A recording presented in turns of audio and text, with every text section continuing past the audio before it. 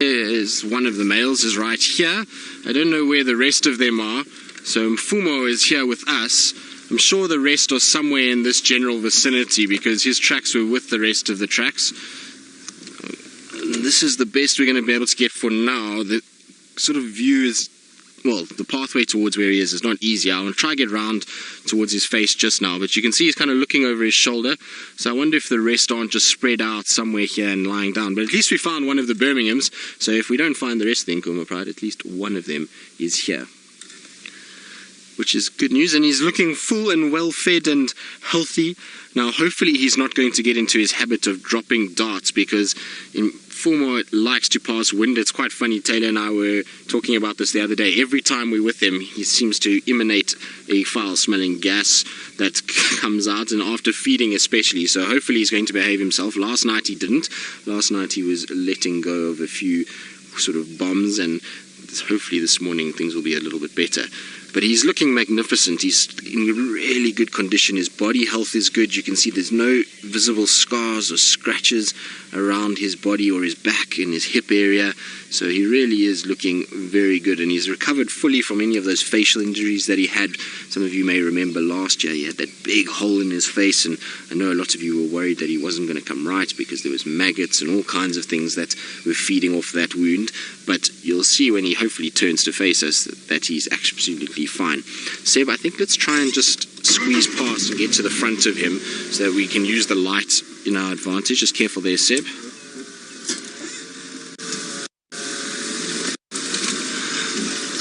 Lasmai, you say he's so handsome even with his big head. Well, I'm sure he'll appreciate that. He seems to not be taking... With his... Sorry, making...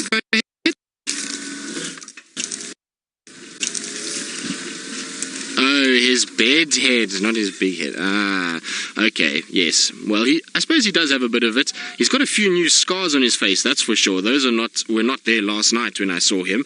So he's obviously had a little go with either the females or one of the males. You see a fresh little cut between the eyes there. Those weren't there last night. Were they there last night, Seb? I don't remember them. Yeah. So you can see 2 claw marks right in the front of his face. So I wonder if maybe him and one of his brothers didn't have a little go at each other last night. We know that there was a second Birmingham with the pride, so maybe that's what happened, is they had a little altercation, and that's maybe why he's off the back. The rest of the pride might have carried on a little bit and moved off. So we'll try and see if we can't find them. But if he's here, I would imagine the rest of the pride can't be too far away at all. Shame, boy, did you get a little smack to the face?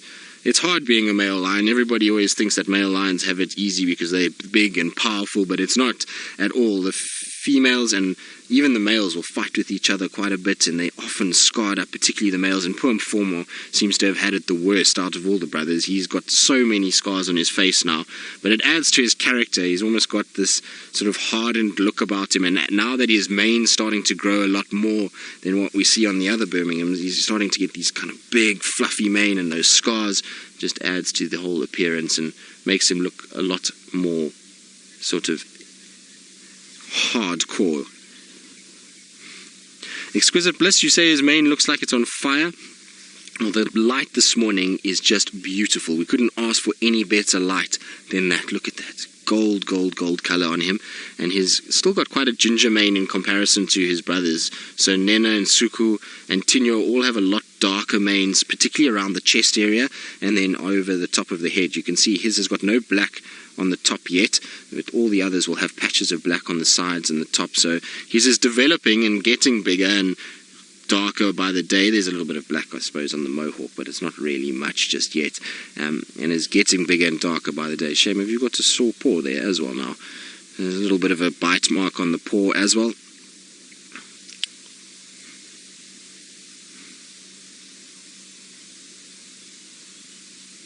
Alicia, are you wondering if Mfumo is the one that tolerates the cubs so well?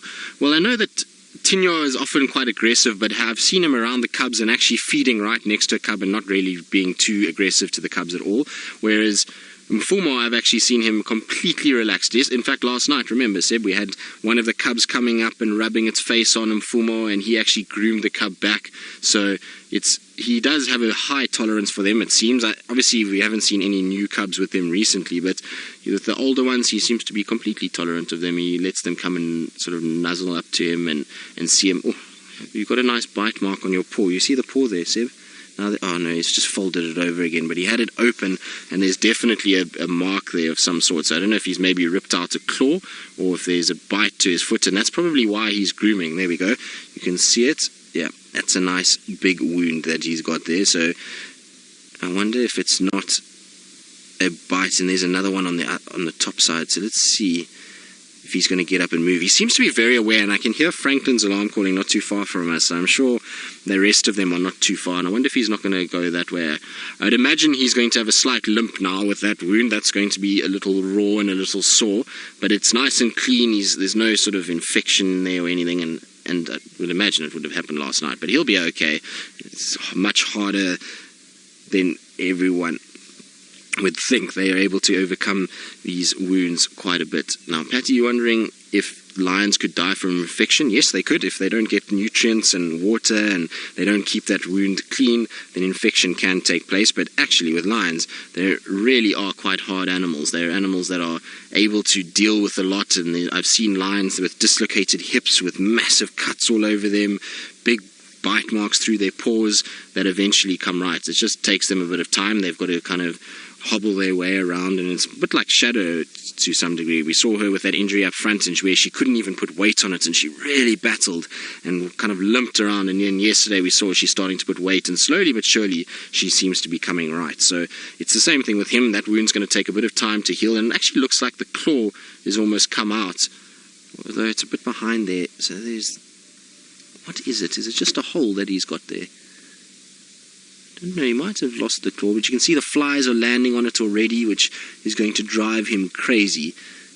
But it looks like that dew claw, so that claw that sits slightly higher, might have been ripped out, which it does happen from time to time, and it will grow back if it is the claw system, and he'll be in a little bit of discomfort, but eventually it will heal up, and he'll be okay. The nice thing about that is that wound looks nice and clean, is that it's still pink, healthy flesh, so he shouldn't have too many issues with it, and as long as he keeps grooming it and makes sure that he keeps it out of the mess of carcasses and things like that, he should be just fine.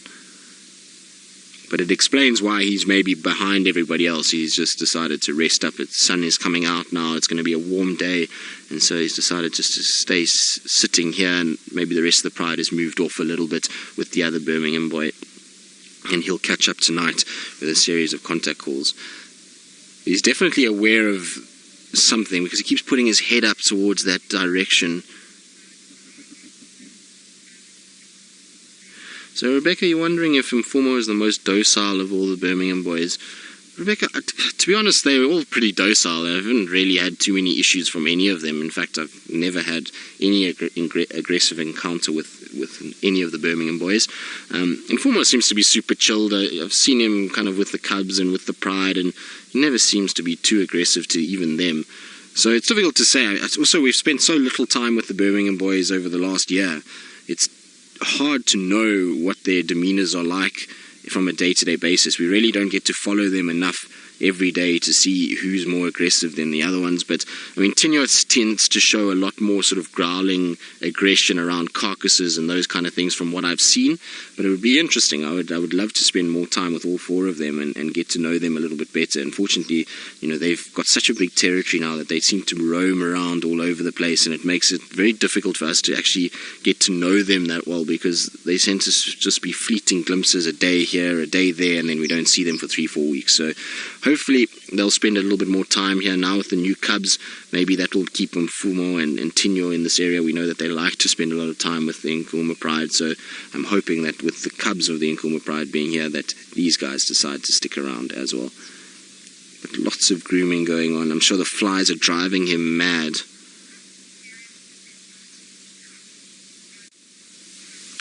One real human, you're wondering how serious their battles could become. So I would imagine you're talking about within the Pride itself, but if not, then as serious as you can imagine. I mean, lions will kill each other over territory, and I've seen male lions fighting, and it's quite something to watch. And even as coalition members, they will go after each other from time to time, and I've seen coalition members, the Majingalans, fight with one another.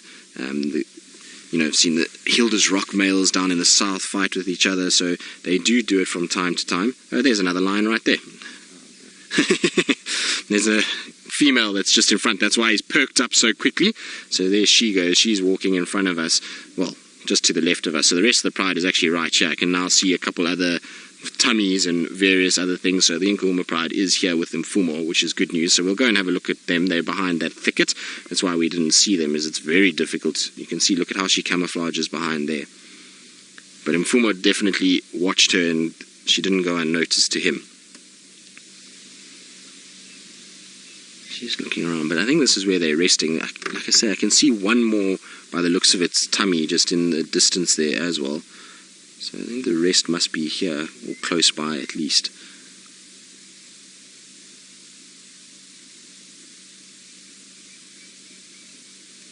Yeah, she's starting to come out a little bit now, which is good. Are you going to lie down there? Now I wonder if Mfumo is going to get up and go after her. But look at that camouflage. Look at how the face just disappears in that grass. You would never know that there's a lion there if you drove past. But you can just see every now and then the ear flick or a tail move. And it just goes to show. Here comes Mfumo limping along. Shame, buddy, is that foot of yours a little tender? Now, he wants to come round. Oh, there we go.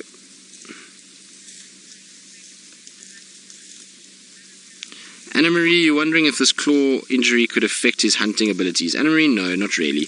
When they start hunting and they're chasing things, adrenaline is going to pump through his veins, and he'll forget completely about that. It'll be sore afterwards, but at the time of his hunting, he'll be just fine. So it's not too bad an injury, and you can see, look, he's walking already. He's limping a little bit, and he's a bit ginger on it, but it's not too bad. I mean, it's not anything like what we saw with Shadow yesterday. He's walking a lot better than even she is with that injury. So, he'll be fine. That's not too serious, and that's part of a male lion's life. They often have these kind of injuries around the legs and face, and he'll be just fine. You can see now that he's starting to walk, and it gets rid of the bit of the stiffness. He'll start walking a little bit better. But look how beautiful that light is on him. And he's making his way towards that female, slowly but surely.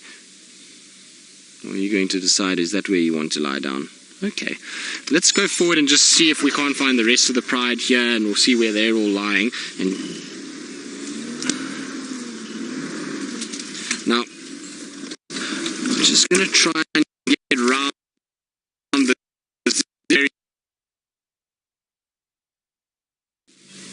We do indeed, James. It is a big pile of sleeping lions that all stack together. There you can see in one long line is the entire Nkuhuma pride. So it looks like all 5 females are here, as well as the 6 cubs. It's difficult to count them when they're all lying so close together. You can see everybody's kind of got a connection somewhere. So we've got Amber Eyes, it's on the far left here, and then another one, and then the tail joins the rest of them, and there goes the line and the train all the way back.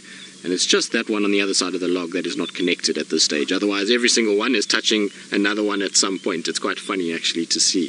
So it's just them. It doesn't look like there's any other signs of another Birmingham boy. It's Mfumo and just the Nkuhuma pride that are together. Now, interestingly, that the female with the cubs is here as well. So hopefully, at some point today, we might find her tracks going back towards where the little cubs are. That would be quite nice. At least we know that she's here with them by the looks of it. And if she is, then hopefully this afternoon she decides to go towards the cubs, and we can kind of track her down and go and get a look at those little ones and see whether she's actually moved the den. It'll be interesting to see if she has. They often do move dens fairly quickly, and the little ones urinate and defecate and make a bit of a mess around the den site, so they often do move them every couple of weeks just to keep those little ones safe. So I'm sure she will head in that direction at some point, especially if they had a bit of a meal yesterday. That's when they often do go to the cubs. They get nutrient-rich milk, and they then go from here towards that area. But isn't that cool to see? It's just like a big carpet of sleepy lions. And I think that's it for the morning. I don't think they're going to get up to too much more. Fumo has decided that he's done for today. He's decided to sleep and is completely passed out on his side, somewhere in the distance. And then the rest of the pride are, well, following suit at this stage. It's just the one little cub at the back there that's still grooming.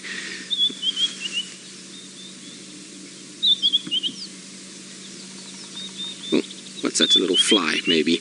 It's always love watching cats when they try catch flies. It's very entertaining. They kind of snap away at them, and inevitably they miss completely, but they try their best anyway. And the flies today seem to be quite bad. I wonder if maybe the fact that Mfumo has got a couple of wounds is attracting them, but all of these lions have been flicking ears and tails, and it's an indication that the temperatures are starting to warm up. As we get into the summer months, we start to see a lot more flies coming out and a lot more insects that are going to irritate these poor lions, as well as temperature that's going to start affecting them as well. So it's about to become a lot more uncomfortable. They've had a good time over the winter. It's much easier for a lion in the winter months. It doesn't get nearly as hot and far less to worry about in terms of insects. There's still going to be ticks that are going to come out, and like I say, a lot of these biting flies, and so they might as well rest now before the real heat comes later. Dr. Rob, you say a carpet of cats? Well, most certainly they really are. They kind of yeah, there's nothing else to say. It is a carpet completely. Not one of them has paid any attention to us, and in fact we came, when we first arrived, it was just Amber Eyes that had her head up, and then they all settled down like this. So they are sleepy at best, and it's interesting because the Nkuhuma pride generally covers a lot of ground at night. They tend to move quite a bit, and from where we had them last night to here, it's not really that far. In fact, for them it's normally, I would say, probably an hour, 45-minute walk to this position. So I'm quite surprised that they didn't carry on further, and especially because they were at the dam and moving around sort of 3 o'clock this morning our time, which means that in 2 hours they didn't really cover too much ground. It seems as though they really weren't too interested in actually going too far. I suppose if they had a meal yesterday, there's no real need to be hunting last night, and that's maybe why they haven't covered as much ground as I would have thought they would. When I was looking at Mfumo, he seems to have another bite also on his leg. So whatever it was that got hold of him, it's not a very pleasant situation. So he's lying just over there in the thicket, and you can see he's a very sleepy cat. So he's got another wound there. You can just make it out around that tuft of hair. There's another bite over there. So it's difficult to know exactly what happened to him. I would be very surprised if all of these bite wounds are from a mating that he might have done with females. I'm not sure if any of the Nkuhumas have been mating with the Birminghams while I've been away, but it would be interesting if there was. It must be Amber Eyes if there is a mating lioness, but that's not typically signs that you would see from a mating individual. You'd find that those cuts on his face might be from mating with the female, but bites to the paw and to the leg is generally a scrap that he's had with another male, and particularly probably one of his coalition members. It seems strange, but when there's a carcass and something small like a wildebeest, or if there's females that are potentially in heat, the males will go at each other to try and just keep each other at bay and to try and establish that dominance over the food as well as the females, and that's probably what's happened. In all likelihood, the other Birmingham has gotten hold of him.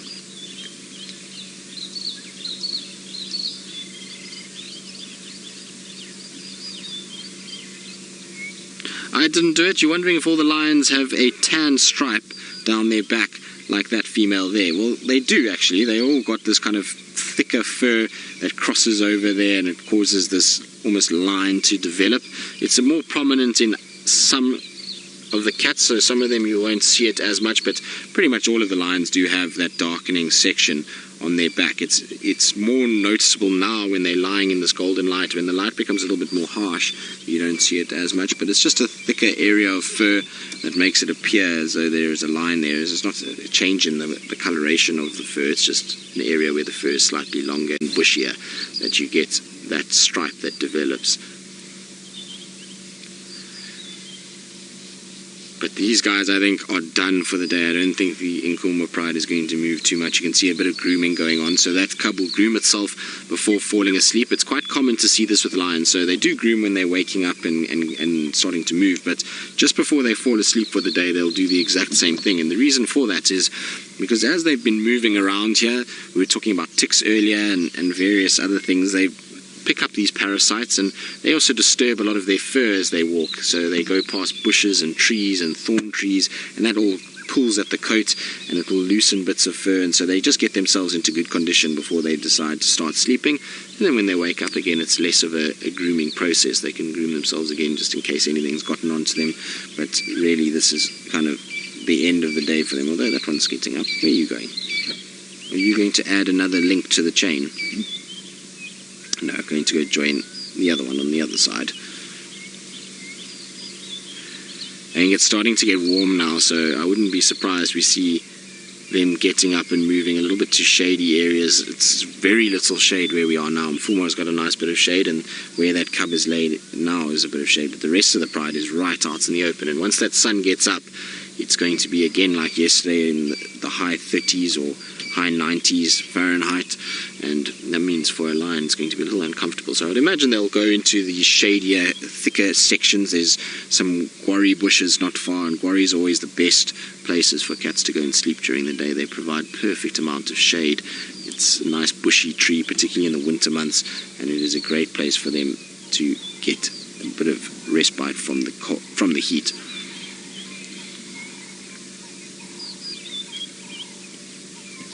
Mr. K, you want to know if lions are the toughest animal out here? No, not really. I think all animals that survive out here are tough. But in terms of the real tough ones, hippos probably are, and elephants. Those two seem to be able to deal with all kinds of things and are able to take quite a big beating. I've seen hippos that have been blood coming from them in every direction, cuts everywhere, and they seem to survive it and take a big pounding. You'll find also things like buffalo. Buffalo are very strong animals. I've seen buffalo fighting when there's lions sort of shoulder deep inside of their stomach cavity and still trying to hook the lion, so they're incredibly tough animals.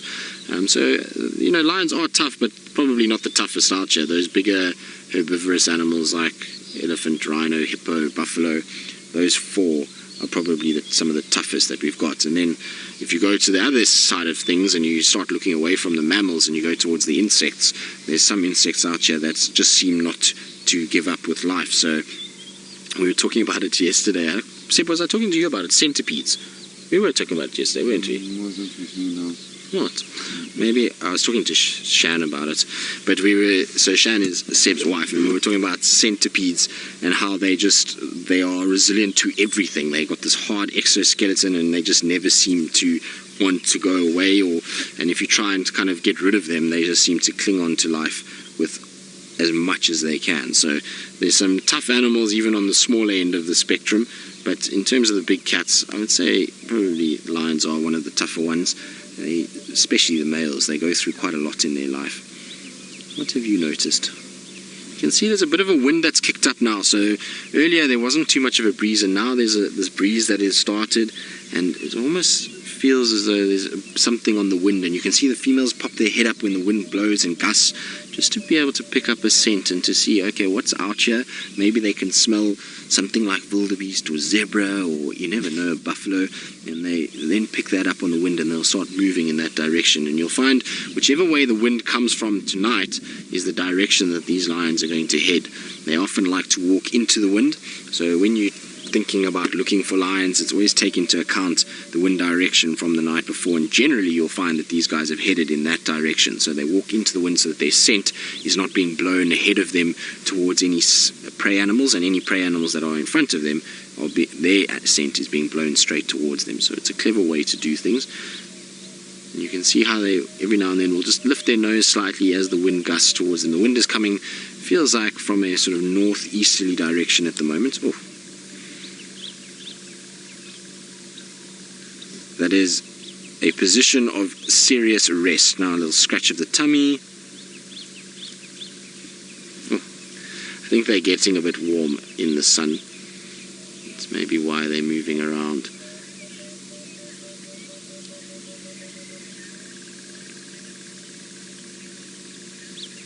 Camp, you're wondering if the white eyeliner helps with the sun reflection. No, not at all, Camp. So that white will actually be a bit of a hindrance when it comes to the reflection of the sun. That white helps at night, so what it's doing is it's helping all the light come into the eye and is helping them to see better in the night time as opposed to the day. So it's not like the cheetah that have the black eye stripes, so the cheetah that James saw earlier would have had that black tear mark, and those black lines help to reduce glare. So it's why American footballers and baseball players often have that black line underneath their eyes. It's just to help reduce the glare a little bit. So the white is actually a bit of a hindrance in the daylight, and that's why lions spend a vast majority of the day resting. They only take an opportunity to hunt if it presents itself right to them, but they're not actively really searching unless there's something close by that's peak their interest. So if buffalo to come out now, they will do that, but generally that white doesn't really help too much with glare, and so they'd rather spend their day sleeping, and it also gets a little bit hot for them. Now, our Nkuhuma pride seems to be very sleepy, so I'm going to sit with them probably for a little bit longer, not too much longer, and see if they do decide to move, if now that there's one or two of the females that have popped their heads up, and then after that we might head towards Hosana. But while we do that, let's go across to Taylor, and I think she's still looking for lions, always with the lions. We are still with the Nkuhumas. They all got up and moved. They've now decided to find themselves some shade underneath some guarri trees. So all of them have gotten up and have now decided to position themselves in a far better, shadier spot. But if you look at Amber Eyes, who's in front now, earlier we were talking about if there was a lioness mating, that it would be Amber Eyes, and you can see behind her ears there, lots of bite marks. So she definitely has been mating. That's all from the male. When they mate, the male will bite down on the back of the neck of a lioness, and so while it looks bad, they all heal very quickly, but she's definitely been mating with the males because she's got bite marks all over her neck at the moment. And I suppose if they were mating with Amber Eyes, I wouldn't be surprised if Mfumo got those injuries from her. She's feisty to say the least, so she certainly won't entertain any arrogance from the males at all. I remember the other day with a buffalo carcass, she was the last one at the carcass and just growling and carrying on at the male as he came in, and he was trying to roar and give her trouble, and she was having none of it. She kept the carcass and the section she was eating to herself, and even when the males tried to kind of force her off, she ended up just standing her ground. You can see all the sub-adults are here as well, so there is actually only 4 lionesses. The 5th lioness must be with her cubs at the moment because I don't see any sign of her in this area, but there is only the 4 lionesses and the 6 cubs. The cubs are just getting so big now that from behind the log it almost looked like a adult, but you can see they're still a little bit fluffy. Oh, look at that. No, mom is telling you off quickly, or aunt.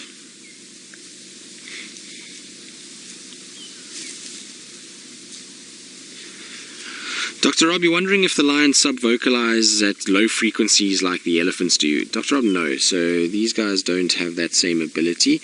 They will produce just low contact calls when they're trying to talk to one another. Most of their sort of indication or their communication will actually be visual cues from one another. So they'll be able to see, and you'll see when a female walks like this, often they'll all pick up their head and they'll start looking at her and seeing her body language and whether or not she's just walking to a shady area. If she's seen something, she'll start to get a lot lower, and they'll pick up on those visual cues and then start to move. But you can see how they've all just gotten into the shade now and are going fast asleep. I don't think the Nkuhuma pride is going to move very much from where they are at the moment. I'm pretty sure that this is the final place for the morning. I was saying just now that they'll come to the guarris, and you can see these are all the guarri trees, the ones with the green leaves on them, and they provide the perfect shade on a hot spring day. So they would have moved into this, and I wouldn't be surprised if they just go deeper in and follow the shade around as the afternoon wears on. But we'll definitely still have them this afternoon, which is fantastic news. So I'm hoping that this evening they'll be a little bit more awake and a bit more mobile. I'd imagine that by this afternoon they're starting to get hungry again, and the females will be wanting to hunt, especially because the males ate the majority of that wildebeest yesterday. I'm sure the females will be wanting to find some sort of food, and so from here I would imagine they'll head towards Buffelshoek Dam side and then out up into Buffelshoek again. That's normally the path that they take from this general area. Have you got yourself a twig, little one?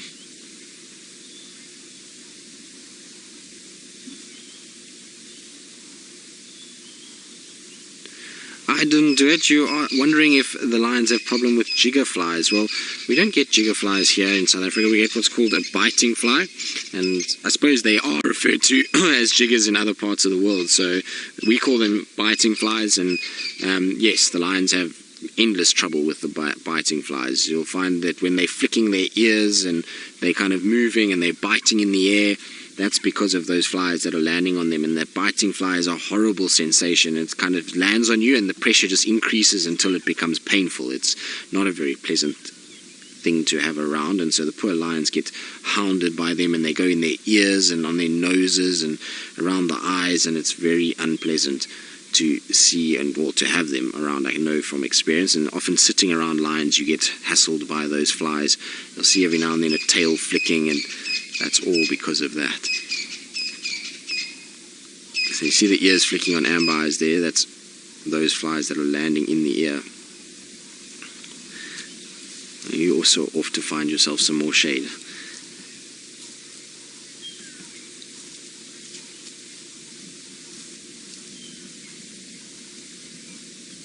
I didn't do it. You're wondering if with the season changing, do the lions get different coats, and is mange then a sort of part of the seasons changing? Well, yes and no. So mange is a mite that occurs on lions or even people and varying other cats all the time. It's a naturally occurring mite, and just with the drier months the mite tends to breed and become more common and take over. And if they go through a period of weakened condition and weakened or less nutrients, and they don't find enough nutrients, then the mite can overpopulate, and then the signs of mange start to show. So it just shows that the Nkuhuma pride in winter, you'll often find their coats become a little bit more mangy, and then as they go into summer and it starts to rain, that mange starts to die down again. The Nkuhuma pride looks very good though compared to last year. They're looking a lot better than what they did, so it all looks good, and even the Birmingham boys also are looking a lot better. In terms of their coat changing, you'll find in winter their coat does go a little thicker, but in summer it will thin out. You see it same as domestic cats. As the temperature changes, so the coats will change slightly as well. This is our oldest lioness. Shame my girl is hot this morning. At least there's a bit of a breeze today. It doesn't feel nearly as bad as yesterday yet. I'm sure that it's going to get warm by this afternoon. So Megan's telling me that it's 72 and 22 degrees this morning, which is very warm for a morning. It's crazy. Seb and I were talking about it. A week ago we were going out and we had blankets and we had jackets, and I was going out in 3 different layers and long pants. This morning I'm in shorts and a t-shirt and just a small kind of fleece vest, and at the moment I'm starting to actually get quite warm. So it's definitely getting a lot warmer in the mornings. It's been a very sharp change, and it's amazing how this has happened the last 2 years. We've had these kind of winters, and then all of a sudden it kind of warms up, and then that's it. We're straight into basically summer. The springs tend to be so short in the last few years, and I'm not sure if that's an indication that we're going to have a dry summer or if we're going to have a wet summer. Hopefully it will be a more wet summer than what we've had. It's definitely needed. The bush and all the dams need water. We know that Gowrie Dam is starting to dry a little bit now, and Seb was showing me, because I actually haven't seen Gowrie Dam since I've been away, and it's pretty much halved since I was last year, which is crazy. There's now no longer a link between that puddle on the southern side and the bigger puddle on the northern side. So I don't think that dam's going to be around for too many more weeks. If we don't get some rain, I would say 2 to 3 weeks, and we'll have just mud there, which is quite crazy.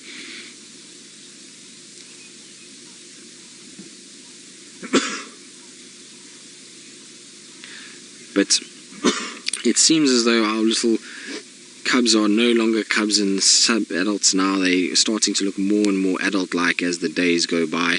So it's really good to catch up with them and see that they're doing very well. But they're finding themselves some shade, so we're going to carry on, and while we do that, let's go across to James Henry, who's probably very envious of the hairstyle that the crowned cranes have.